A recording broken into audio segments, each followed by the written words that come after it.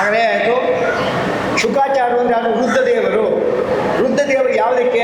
ಮನೋನಿಯಾಮಕರು. ಮಾತೃಗೆ ದೇವತೆ ಯಾರು? ಉಮಾದೇವಿ. ವಾಗ್ವೈ ಉಮಾ ಅಲ್ವಾ? ಮನಃ ರುದ್ರ ಪ್ರಕೈತತಃ ತಯೋ ಮಿಥುನಂ ಜ್ಞಾತ್ವಾ ದಾಂಪತ್ಯ ನವಿಹೀಯರು ಅಂತ ಮಾತುಗಳೇ. ಹಾಗಾದರೆ ಭಾಗ ವಾ ಬರಬೇಕಲ್ಲ. ವಾಂಗ ಮನಸಿ ಉತ್ತರ. ವಾಂಗ್ಮನಸಿ, ವಾಕ್ ಅಭಿಮಾನಿ ಪಾರ್ವತಿ, ಮನಸ್ಸಿಗೆ ಅಭಿಮಾನಿ ರುದ್ರ. ಆ ವಾಗ್ ಅಭಿಮಾನಿ ಏನಿದ್ದಾಳೆ ಪಾರ್ವತಿಯನ್ನು ರುದ್ರದೇವನಲ್ಲಿ ಲಯವನ್ನು ಚಿಂತನೆ ಮಾಡಬೇಕು ಅಂತ ಅಲ್ಲಿ ಹೇಳಿದ್ದದು. ಅದು ಇಲ್ಲಿ ಇಟ್ಕೋಬೇಕು ನಾವು. ಇಲ್ಲಿ ವಾಗ್ ಅಂದರೆ ಭಾಗವತ ವಾಕ್ಯಗಳು. ಮನೋನಿಯಾಮಕ ಯಾರು? ರುದ್ರದೇವ. ಆಗ ಅವನಿಗೊಬ್ಬನಿಗೆ ಬಿಟ್ಬಿಟ್ಟ ಅಂತ ಹೇಳಿದ್ರೆ ಅವರ 5 ತಲೆ ಏನನ್ನು ಹೇಳಿಬಿಡ್ತಾರೆ. ಅದಕ್ಕೋಸ್ಕರವಾಗಿ ಮಧ್ವಾಚಾರ್ಯರು ವಾಯುದೇವರು ಅವರನ್ನು ಸೇರಿದರು. ತಂ ಶುಕಂ ಪ್ರವಿವೇಶ ವಾಯು. ಅದು ವಾಯುದೇವರು ಸೇರಿಕೊಂಡ್ರು. ಆದ್ದರಿಂದ ಈ 2ನೇ ಶ್ಲೋಕ ಬರುತ್ತೆ ನೋಡಿ. ಯಾವುದು? ನಿಗಮ ಕಲ್ಪತರೋಹ ಗಲಿತಂ ಫಲಂ ಸುಖ ಮುಖ ಅಮೃತ ದ್ರವ ಸಂಯುತಂ ಪಿಬತ ಭಾಗವತಂ ರಸಮಾಲಯಂ ಅಂತ. ಅಲ್ಲಿ ಅಮೃತ ದ್ರವ ಅಂದರೆ ಏನು? ಅಮೃತೋ ವಾಯು ಉದ್ದಿಷ್ಟ ನಿತ್ಯ ಜ್ಞಾನಾತ್ಮಕತ್ವತಃ ಅಂತ ಈಶಾವಾಸ್ಯ ಭಾಷೆಯಲ್ಲಿ ಶ್ರೀಮದಾಚಾರ್ಯ ವಾಯುದೇವರನ್ನು ಅಮೃತ ಅಂತ ಕರೆದಿದ್ದಾರೆ. ಅನುವ್ಯಾಖ್ಯಾನದಲ್ಲಿ ಕೂಡ ಏವಂ ಪ್ರಳಯ ಕಾಲೇಪಿ ಪ್ರತಿಭಾತ ಪರಾವರಹ ಮುಖ್ಯವಾಯು ನಿತ್ಯ ಸಮಃ ಅಂತ ಹೇಳಿದ್ದಾರೆ. ಪ್ರಳಯ ಕಾಲದಲ್ಲೂ ವಾಯುದೇವ ಜ್ಞಾನ ಇದ್ದೇ ಇರುತ್ತೆ. ಹಾಗೆ ವಾಯುದೇವರನ್ನು ಬಿಟ್ಟು ನಾವು ಬರೀ ರುದ್ರದೇವರು ಮಾತ್ರ ಹೇಳಿದರು ಅಂದರೆ ಅವ್ರು ಏನನ್ನ ಹೇಳ್ಬಿಡ್ತಾರೆ ಆಮೇಲೆ. ಅದಕ್ಕೋಸ್ಕರ ಬೇಕು ವಾಯುದೇವರು ಬರಲೇಬೇಕು. ಅದಕ್ಕೆ ಅಮೃತ ದ್ರವ, ಅಮೃತ ಎಂಬ ಶಬ್ದಕ್ಕೆ ವಾಯುದೇವರು. ಅವರ ದ್ರವ ಅಂದರೆ ಯಾವುದು? ಅಂದರೆ ದುರ್ಗತವು ಅಂದರೆ ಜ್ಞಾನ. ಆ ಜ್ಞಾನವನ್ನು ರುದ್ರದೇವರಲ್ಲಿ ಇಟ್ಟು ನಮಗೆ ಗ್ರಹ ಮಾಡಿದ್ದ. ಅದಕ್ಕೋಸ್ಕರ ಅಮೃತ ದ್ರವ ಸಂಯುತವಾಯಿತು. ಅದೇ ಭಾಗವತ ತಾತ್ಪರ್ಯ. ಅತಿರೋಹಿತ ವಿಜ್ಞಾನಾತ್ ವಾಯುರಪ್ಯ ಅಮೃತ ಸ್ಮೃತಃ. ಅತಿರೋಹಿತ ವಿಜ್ಞಾನಾತ್ ವಾಯುರಪ್ಯ ಅಮೃತ ಸ್ಮೃತಃ. ಹಳೆಯ ಕಾಲದಲ್ಲಿ ಕೂಡ ತಿರೋಧಾನ ಹೊಂದದೇ ಇರತಕ್ಕಂಥ ಜ್ಞಾನ ಇರುವಿಕೆಯಿಂದ ವಾಯುದೇವರು ಮುಕ್ತಪ್ರಾಯರು ಅಂತ ಹೇಳಿದ್ದಾರೆ. ಹಾಗಾದರೆ ಭಾಗ ವಾ ಅಂತಾಯಿತು. ವಾಂಗ್ಮನಸಿ ಉತ್ತರ. ರುದ್ರದೇವರು ಮನೋನಿಯಾಮಕರು. ಅವರ ಪತ್ನಿ ಇದ್ದಾಳಲ್ಲ, ಅವಳು ಭಾರತದ ಎಲ್ಲ ವಾಕ್ಯಗಳಿಗೂ ಕೂಡ ಅಭಿಮಾನಿ ದೇವತೆ. ಅವಳನ್ನು ಇವರು ಚಿಂತನೆ ಮಾಡಬೇಕು. ಅಂದರೆ ಅರ್ಥ ಭಾಗವತವನ್ನು ಓದುವಾಗ ಶುಕಾಚಾರ್ಯ ಏನಿದ್ದಾರೆ ಅವರನ್ನು ಸರಿಯಾಗಿ ನಾವು ಅರ್ಥ ಮಾಡಿಕೊಂಡು ಹೋಗಬೇಕು. ಅದರಿಂದ ಏನು ಲಾಭ ಅಂತ ಬಂದು ಮತ್ತು ಅವರಿಗೆಲ್ಲಿ ಅವರಲ್ಲೇ ಹೊಂದಬೇಕು. ರುದ್ರದೇವರು ಅಂದರೆ ತನ್ಮನಸ್ಸಿ ಉತ್ತರ. ಭಾಗವತ ಎಂಬುದು ತನ್ಮನಸ್ಸಿ ಉತ್ತರ. ಆ ಮನಸ್ಸು ನಿಯಾಮಕ ರುದ್ರದೇವ ಇದ್ದಾರಲ್ಲ ಅವರನ್ನು ವಾಯುದೇವನಲ್ಲಿ ಲಯ ಹೊಂದ ಚಿಂತನೆ ಮಾಡಬೇಕು. ಭಾಗವತ ಎಂಬ ಶಬ್ದಕ್ಕೆ ಈ ಒಂದು ಸೂತ್ರಾರ್ಥ ಅರ್ಥೋಯಂ ಬ್ರಹ್ಮಸೂತ್ರ ಅಂತ ಹೇಳಲಿಕ್ಕೆ ಸರಿಯಾದದ್ದು. ಇನ್ನೂ ಒಂದು ನಾವು ಗೋಪಿಗೀತೆ ನಾವು ಕೇಳ್ತಾ ಇದ್ದೀವಿ. ಗೋಪಿಗೀತೆಯಲ್ಲಿ ಹೇಳುವಾಗ ಪತಿಸುತಾನ್ವಯ ಭ್ರಾತೃಬಾಂಧವಾನ್ ಅತಿ ವಿಲಂಘ್ಯತೆ ಹೆಚ್ಚುತಾಗತಃ. ಗೋಪಿಕಾ ಸ್ತ್ರೀ ಹೇಳೋರು, ನಾವು ಯಾತಕ್ಕೆ ತಮ್ಮ ಹೆಂಡತಿ ಮಕ್ಕಳು ಗಂಡ ಮಕ್ಕಳು ಎಲ್ಲರೂ ಬಿಟ್ಟು ನಾವು ಬಂದಿದ್ದು ಅಂದರೆ ನೀನು ಗತಿವಿಧ, ನಮಗೆ ಯಾವ ಗತಿ ಆಗ್ಬೋದು ಎಂಬುದಾಗಿ ನಿಂಗೆ ಗೊತ್ತಿದೆ, ಅದಕ್ಕೆ ನಿನ್ನ ಹತ್ರ ಬಂದಿದ್ದೇವೆ ಅಂತ ಮೇಲ್ನೋಟಕ್ಕೆ ಅರ್ಥ. ಯಾರ್ಯಾರು ಬಿಟ್ಟರೆ ಪತಿ ಸುತ ಅನ್ವಯ ಭ್ರಾತೃ ಬಾಂಧವರು ಇವರೆಲ್ಲ ಬಿಟ್ಟರು. ಇದಕ್ಕೆಲ್ಲ ಒಂದು ವಿಶಿಷ್ಟವಾದ ಬ್ರಹ್ಮಸೂತ್ರದ ಪತ್ಯು ಅಸಾಮಂಜಸ್ಯ ಎಂಬುದಕ್ಕಂಥ ಸೂತ್ರದ ತಾತ್ಪರ್ಯವನ್ನು ಇದರಲ್ಲಿ ಹಾಕಿದ್ದಾರೆ ವೇದಿವಾಸ ದೇವರು. ಅದು ಹೇಗೆ ಅಂದರೆ ಪತಿ ಅಂದರೆ ಪಶುಪತಿ ಅಷ್ಟೇ ಅಲ್ಲ, ಉಮಾಪತಿ ದಿನಪತಿ ಎಲ್ಲ ಪತಿ. ನಾವು ಕೂಡ ಒಬ್ಬ ಪತಿ ಇದ್ದಾನೆ, ಕೆಲಸಕ್ಕೆ ಬರಲಿಕ್ಕೆ ಪತಿ ಅಲ್ವಾ, ಆದ್ದರಿಂದ ನಾವು ಕೂಡ ಪತಿನೇ. ನಮ್ಮ ಕೂಡ ಸೇರಿ ಯಾಯಿತು ಪತ್ಯು ಅಸಾಮಂಜಸ್ಯ ಜಗಜ್ಜನ್ಮಾದಿ ಕಾರಣ ನಮಗೆ ಬರೋದಿಲ್ಲ. ಯಾಕೆ ಎದರೋದಿ ತದರೋದಿ ತದ್ರುದ್ಧಸ್ಯ ರುದ್ರತ್ವಂ ಅಂತ ಹೇಳಿದಂತೆ ಹುಟ್ಟುವಾಗೆ ಅರ್ಥವನ್ನು ಈ ಜಗತ್ತನ್ನು ಎಲ್ಲಿ ಮಾಡ್ತಾನೆ, ಅದು ಪತ್ಯು ಅಸಾಮಂಜಸ್ಯ ಎಂಬ ಸೂತ್ರ. ಇಲ್ಲಿ ಎಲ್ಲ 3 ಮತವನ್ನು ಖಂಡನೆ ಮಾಡಿದ್ದಾರೆ ಗೋಪಿಕಾ ಸ್ತ್ರೀಯರು. ಒಂದು ಅದ್ವೈತ ಮತವನ್ನು, ಶಕ್ತಿ ಮತವನ್ನು, ರಾಮಾಜ ಮತವನ್ನು ಕೂಡ ಖಂಡನೆ ಮಾಡಿದ್ದಾರೆ. ಹೇಗೆ ಅಂದರೆ ಪತಿ ಅಂದರೆ ಪಶುಪತಿ, ರುದ್ರದೇವನೇ ಶ್ರೇಷ್ಠ ಅಂತ ಹೇಳ್ತಕ್ಕಂಥ ಮತವನ್ನು ನಿರಾಕರಿಸಿ ವಿಲಂಘ್ಯ ವಯಂ ಆಗತ. ಸುತ ಅಂದರೆ ಇಬ್ಬರಿದ್ದಾರೆ ಮಕ್ಕಳು, ಒಂದು ಸ್ಕಂದ ಇನ್ನೊಬ್ಬನ ಗಣಪತಿ, ಒಂದು ಗಾನಪತ ಶಾಸ್ತ್ರ ಇನ್ನೊಂದು ಸ್ಕಾಂದ ಮತ. ಇದೆರಡನ್ನೂ ಕೂಡ ನಿರಾಕರಣೆ ಮಾಡಿ ನಾವು ಬಂದಿದ್ದೇವೆ. ಅನ್ವಯ ಅಂದರೆ ಹೆಂಡತಿ ಅಂತ ಅರ್ಥ, ಸಂಬಂಧಿಕರು ಅಂತ ಅರ್ಥ ಅನ್ವಯ ಅಂದರೆ. ಯಾರು ಹೆಂಡತಿ? ಪಾರ್ವತಿ. ಪಾರ್ವತಿ ಯಾವುದು? ಶಾಕ್ತಮತ. ಅದನ್ನು ಕೂಡ ಅತಿವಿಲಿಂಗ ವಯಂ ಆಗತ. ಮತ್ತು ಇನ್ನೊಂದು ಮತ ಬಿಟ್ಟರಲ್ಲ ಅಂದರೆ ಭ್ರಾತೃ ಬಾಂಧವಾನ್ ಅಂತ ಹೇಳ್ತಾ ಇದ್ದಾರೆ. ಭ್ರಾತೃ ಬಾಂಧವರು ಯಾರು ಹೇಳ್ತಾ ಇದ್ರು? ಕೃಷ್ಣನಿಗೆ. ಕೃಷ್ಣ ನಿನ್ನ ಭ್ರಾತೃ ಯಾರು ಬಲರಾಮದೇವ ಇದ್ದಾರೆ, ಅವನ ಬಾಂಧವರೇನಿದ್ದಾರೆ 3 ನಾಮದವರು, ಅವರನ್ನು ಕೂಡ ವಿಲಿಂಗ ವಯಂ ಆಗತಾಹ. ಯಾಕೆಂದರೆ ಗತಿವಿಧ ಗತಿಯಿಂದ ಸದಾಗತಿಮತ್ತವಾದ ವಾಯು, ಆ ವಾಯು ತತ್ವ ನಿನ್ನಲ್ಲಿದೆ, ಅದನ್ನು ಕೇಳಿಕೋಸ್ಕರ ನಾವು ಬಂದವರು ಎಂಬುದು ಅರ್ಥ ಬೇಕೊಂಡಾಗ ಪತ್ಯುಹೋ ಅಸಾಮಂಜಸ್ಯ ಎಂಬುದನ್ನು ಯಾವ ರೀತಿ ನಾವಿಲ್ಲಿ ಹೇಳ್ಬೋದು ಅಂತ ಕೂಡ ಹೇಳ್ಬೋದು. ಭಾಗವತದ ಪದಗಳು ಕಠಿಣವಾದರೂ ಕೂಡ ಆಂತರಿಕವಾದ ಅರ್ಥ ಮಾತ್ರ, ಅದ್ಭುತವಾದ ಅರ್ಥಗಳು ಮಾತ್ರ ಅದರಲ್ಲಿದೆ. ಅದೆಲ್ಲ ಬ್ರಹ್ಮದೇವರು ಹೇಳಲಿಕ್ಕೆ ಸಮರ್ಥರಷ್ಟೇ ಹೊರತಾಗಿ, ರಾಘವೇಂದ್ರ ತೀರ್ಥರು ಬೇಕಾದ್ರೆ ಅದನ್ನು ಪ್ರವಚನ ಮಾಡಲಿಕ್ಕೆ ಸಮರ್ಥರಷ್ಟೇ ಹೊರತಾಗಿ ಅಲ್ಪರಾಗಿರ್ತಕ್ಕಂಥ ನಮಗೆ ಈ ಅರ್ಥ ಬರೋದಿಲ್ಲ.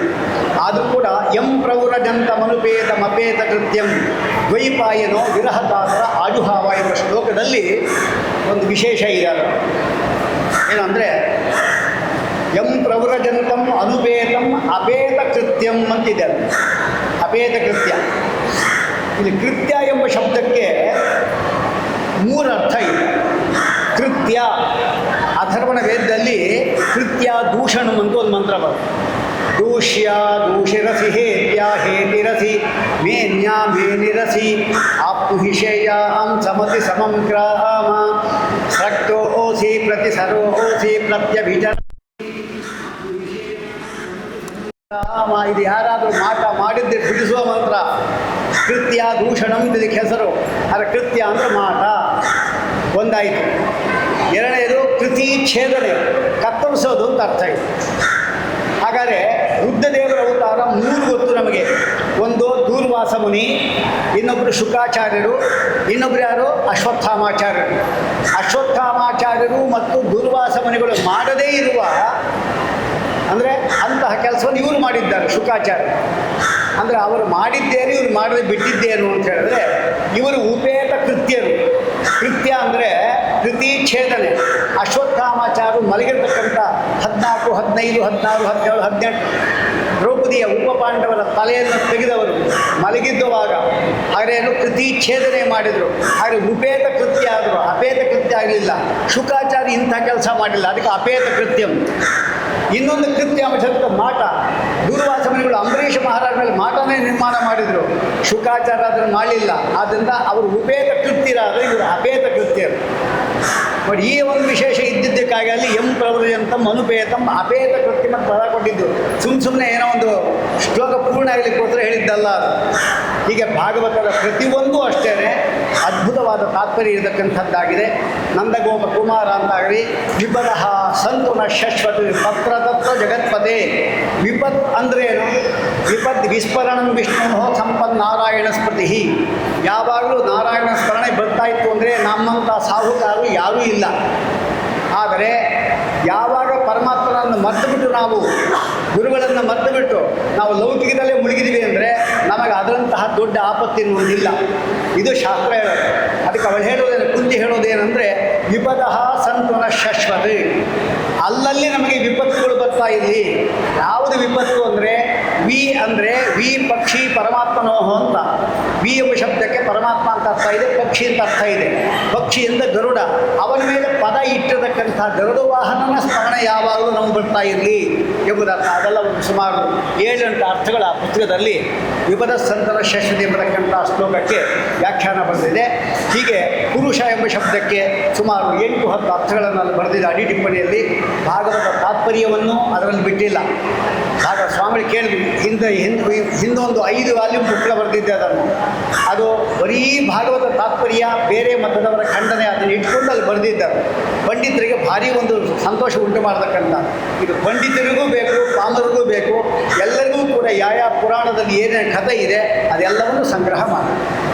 ಸಪ್ತಮ ಸ್ಕಂದದಲ್ಲಿ ಒಂದು ವಿಶೇಷ ಏನಪ್ಪ ಅಂದರೆ, ಹಿರಣ್ಯಕಶಿಪು ಇದ್ದಾನಲ್ಲ, ಹಿರಣ್ಯಕಶಿಪು ಇದ್ದಾನ, ಅವನ ಮಗ ಇದ್ದಾನ, ಅವನು ಪ್ರಹ್ಲಾದ ರಾಜ. ಪ್ರಹ್ಲಾದ ರಾಜನಿಗೆ ಓಂ ನಮೋ ನಾರಾಯಣಾಯ ಎಂಬತಕ್ಕಂಥ ಒಂದು ಹೆಸರು ಹೇಳಲಿಕ್ಕೆ ಬಂದದ್ದಾದರೂ ಹೇಗೆ ಅಂತ ಪ್ರಶ್ನೆ. ಇದು ನರಸಿಂಹ ಪುರಾಣ ಹಾಕ್ಕೊಂಡಿದೆ, ಆ ಕಥೆ ಅಲ್ಲಿ ಬಂದಿದ್ದೇನೆ. ಏನದು ಹೇಳಿದ್ದು ನರಸಿಂಹ ಪುರಾಣದಲ್ಲಿ ಅಂದರೆ, ಹಿರಣ್ಯಕಶಿಪು ದೈತ್ಯ, ಅವನು ಯಾವತ್ತೂ ಕೂಡ ದೇವರ ಹೆಸರು ಹೇಳುವ ನಾನು. ಅಪ್ಪನಲ್ಲಿ ಕಾರಣೇ ಗುಣ ಕಾರ್ಯ ಸಂಕ್ರಾಮಂತಿ ಅಂತ ಒಂದು ನಿಯಮ. ಕಾರಣದಲ್ಲಿ ಏನು ಗುಣ ಇದೆ ಅದು ಕಾರ್ಯದಲ್ಲಿ ಕಂಡು ಬರೋದು. ಹಾಗೆ ಕಾರಣ ಯಾರು? ಹಿರಣ್ಯಕಶಿಪು. ಅವನಲ್ಲಿ ಗುಣ ಕಾಣಬೇಕಲ್ಲ. ಅವನು ವಿಷ್ಣು ದ್ವೇಷಿ, ನಾರಾಯಣ ಶಬ್ದ ತಮಾಷೆಗಾಗೂ ಹೇಳೋದು. ಮತ್ತು ಇವರಿಗೆ ಓಂ ನಮೋ ನಾರಾಯಣ ಜ್ಞಾನ ಹೇಗೆ ಬಂತು, ನಾರದರು ಉಪದೇಶ ಮಾಡೋದು ಅಂತ ಹೇಳಿದ್ರು. ಅದಕ್ಕಿಂತ ಮೊದಲು ಅದ್ಭುತವಾದ ಕಥೆಯನ್ನು ನರಸಿಂಹ ಪುರಾಣದಲ್ಲಿ ಒಂದು ಸಾರಿ ತಪಸ್ಸಿಗೆ ಹೋಗ್ತಾರೆ. ನಮಗೆಲ್ಲ ಒಂದೇ ಸಾರಿ ಭಾಗವತ ಹೇಳಿ ತಪಸ್ಸಿಗೆ ಹೋದ ಅಂತ, 2 ಸಾರಿ 3 ಸಾರಿ ಹೇಳಿದ್ರು. ವಸ್ತುತಃ 3 ಬಾರಿ ಅವನು ತಪಸ್ಸಿಗೆ ಹೋಗಿರೋರು. ಒಂದು ಸಾರಿ ಹೋಗಿ ನಾವು ಹೇಳ್ತೀವಲ್ಲ, ಭೂತೇಭ್ಯ ತ್ವದ್ದುಸಿಟ್ಟೇಭ್ಯ ಮೃತ್ಯು ಮಾಮೋ ನಮ ಪ್ರಭೋ, ನಿನ್ನಿಂದ ಸೃಷ್ಟವಾದ ಎಲ್ಲ ಭೂತಗಳಿಂದಲೂ ನನಗೆ ವ್ರಣ ಬರಬಾರದು ಅಂತ ವರ ಕೇಳ್ಕೊಂಡ. ಮೇಲೆ ಕೆಳಗಡೆ ಒಳಗಡೆ ಅದೆಲ್ಲ ಗೊತ್ತಲ್ಲ ನಮಗೆ, ಎಲ್ಲ ಕೇಳ್ಕೊಂಬಂದಾಯ್ತು. ಶುಕ್ರಾಚಾರ್ಯ ಬಂದು ಹೇಳ್ದ, ಏನು ವರ ಕೇಳ್ದಿ ಇದೆಲ್ಲ ಹೇಳ್ದ. ಅವ್ರು ಹೇಳ್ತಾರೆ, ನೀನು ಎಲ್ಲಿ ಸಾಯಬೇಕು ಎಂಬುದನ್ನು ಸ್ಪಷ್ಟ ಮಾಡ್ಕೊಂಡು ಬಂದು ಏರ್ಬಿಟ್ರು ಅವರು. ಅವಧ್ಯನಾಗಿಲ್ಲ, ನೀನು ಎಲ್ಲಿ ಸಾಯಬೇಕು ಅಂತ ಕೇಳ್ಕೊಂಬಂದು. ಯಾಕೆಂದರೆ ಹೊರಗೆ ಸಾಯಬಾರ್ದು ಒಳಗೆ ಸಾಯಬಾರ್ದು, ಮಧ್ಯೆ ಹೊಸ್ತಿಲಿದಲ್ಲ ಅಲ್ಲಿ ಸಾಯಬೇಕು ಅಂತ ಅವ್ರು ಹತ್ತಿದ್ದು ಅಲ್ಲೇನ ಕಡೆ. ಮೇಲೆ ಸಾಯಬಾರ್ದು ಕೆಳಗೆ ಸಾಯಬಾರ್ದು ಅಂದರೆ ಮೇಲೆ ಭೂಮಿಯಿಂದ ಇಲ್ಲಿದಲ್ಲ ಇಲ್ಲಿ ಸಾಯ್ಬೋದಲ್ಲ. ಹಗಲಲ್ಲ ರಾತ್ರಿ ಅಲ್ಲ ಅಂದರೆ ಸಂಧ್ಯಾಕಾಲ ಅಲ್ಲಿ ಸಾಯ್ಬೋದಲ್ಲ. ಯಾಕೆ ಸಂಧ್ಯಾ ಬಂದರೆ ಮಾಡಿದ್ದು ಸಂಧ್ಯಾಕಾಲ ಗೊತ್ತಿರ್ತೀರಿ ಹಿಂಗೆ, ಅದೇ ಇಲ್ವಲ್ಲ. ನೋಡಿ ಹೀಗೆಲ್ಲ ಆಯಿತು. ಪುನಃ ಹೋದ ಕೇಳ್ಕೊಂಬರ್ಲಿಕ್ಕೆ ಅಂತ. ಪುನಃ ಇದೆಲ್ಲ ಫಿಲ್ಮ್ ಮಾಡೋಕ್ಕೋಸ್ಕರ ಹೋಗುವಾಗ ವಾಯುದೇವರು ಪರ್ವತ ಎಂಬುದಕ್ಕಂಥ ನಾರದರ ಸೋದರ ಮಾವ, ಆಮೇಲೆ ನಾರದರು ಇಬ್ಬರನ್ನು ಕಳಿಸ್ಕೊಟ್ರು. ಅವನು ತಪಸ್ಸು ಮಾಡದಂತೆ ಓಂ ನಮೋ ನಾರಾಯಣಾಯ ಅಂತ ಹೇಳ್ತಾ ಇದ್ರಿ ನೀವು ಅಂತ. ತಕ್ಷಣ ಈ ಪಕ್ಷಿಗಳೆಲ್ಲ ಬಂದು ಕಲವಿಂಕ ಎಂಬ ಪಕ್ಷಿ, ಇದು ಗರುಡ ಪುರಾಣದ ಬ್ರಹ್ಮಕಾಂಡದಲ್ಲೂ ಇದೆ, ಇದು ನರಸಿಂಹ ಪುರಾಣದಲ್ಲೂ ಇದೆ. ಹಾಗೇನಾಯಿತು, ಅದು ಬಂದು ಇನ್ನೇನು ಓಂ ನಮೋ ಬ್ರಹ್ಮದೇವಾಯ ಅಂತ ಶುರು ಮಾಡಬೇಕು. ಅಷ್ಟು ಶುರು ಮಾಡೋದು ಓಂ ನಮೋ ನಾರಾಯಣಾಯ ಓಂ ನಮೋ ನಾರಾಯಣಾಯ ಶುರು ಮಾಡಿದ್ರು. ಅದು ಆ ಶತ್ರುವಿನ ಶಬ್ದ ಕೇಳಿದ ಕೂಡಲೇ ಅವನಿಗೆ ಯಾಕೋ ಅಪಶಕುನ ಅನಿಸ್ಬಿಡ್ತು ಅವನಿಗೆ. ತಕ್ಷಣ ಏನು ಮಾಡ್ದ, ಅಲ್ಲೇ ಬಿಟ್ಟು ಸೀದಾ ಬಂದ್ಬಿಟ್ಟ. ಅವನ ಹೆಂಡತಿಗೆ ಹೇಳಿದ್ದ 10,000 ವರ್ಷ ಬರೋದಿಲ್ಲ ಅಂತ. ಇದ್ದಕ್ಕಿದ್ದಾಗ 1-2-3 ತಿಂಗಳಲ್ಲಿ ಬಂದು ಕೂಡಲೇ ಅವಳಿಗೆ ಆಶ್ಚರ್ಯ ಆಗೋಯ್ತು. ಏನ್ರಿ ಬಂದ್ಬಿಟ್ರಿ ಅಂತ ಕೇಳಿಲ್ಲ ಅವಳು. ಯಾರೋ 2 ಪಕ್ಷಿಗಳು ಓಂ ನಮೋ ನಾರಾಯಣಯ್ಯ ಓಂ ನಮೋ ನಾರಾಯಣ ಅಂತ ಹೇಳ್ತಾನೇ ಇದ್ದವು. ಅದಕ್ಕೋಸ್ಕರ ನಂಗೆ ಅಪಶಕುನ ಅಂತೇಳಿ ಬಂದ್ಬಿಟ್ಟೆ ಅಂತ. ಅವಳು ಮಹಾ ಬುದ್ಧಿವಂತಳು. ಆ ಲೀಲಾವತಿ ಎಂಬುವಳು, ಅವ್ರಿಗೆ ಲೀಲಾವತಿ ಅಂತ ಹೆಸರು, ಕಯಾದು ಅಂತ ಹೆಸರು, ಇನ್ನೊಂದು 5-6 ಹೆಸರುಗಳನ್ನು ಬೇರೆ ಬೇರೆ ಪುರಾಣಗಳಲ್ಲಿ ಹೇಳ್ತಾರೆ. ಆ ಲೀಲಾವತಿ ಇದ್ದಾಗ ಅವಳು ಹೇಳ್ತಾಳೆ, ಅವತ್ತು ಋತುಸ್ನಾತಲಾಗಿದ್ದಾಳಂತೆ ಗಂಡ ಬಂದಾಗ, ಇವತ್ತು ನನ್ನ ಗಂಡನಿಂದ ನಾ ಗರ್ಭಧಾನ ಮಾಡಿಕೊಂಡೆ ಅಂದರೆ ಒಳ್ಳೆ ಓಂ ನಮೋ ನಾರಾಯಣ ಅಂತ ಹೇಳ್ತಕ್ಕಂಥ ಒಬ್ಬ ಮಗ ಹುಡ್ತಾನೆ ಅಂಥೇಳಿ ಅವರೆಲ್ಲ ಕೆಲಸದವರು ವಾಪಸ್ ಕಳಿಸ್ಬಿಟ್ರು. ಎಲ್ಲ ನರಸಿಂಹಪುರಾಣದಲ್ಲೇ ಇದೆ.